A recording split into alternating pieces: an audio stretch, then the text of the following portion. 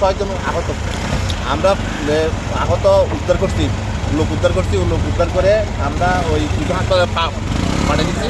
আরেকজনকে নিয়ে আমরা হাসপাতালে যাচ্ছি। 7 জনের ডেড বডি দিয়ে ওই ব্যাগ করে পুলিশের জমা দিচ্ছি। 7 জন মারা গেছে।